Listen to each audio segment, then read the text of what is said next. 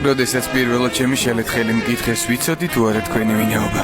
უბნის ბიჭი ვარ მე. ვინც კარგად სწავლობდა. معلم اردو მე ამ უბანში გავიზარდი, ამიტომაც სულ ფეხებზე მკიდია თუ რას წარმოადგენთ. საღამო მშვიდობის.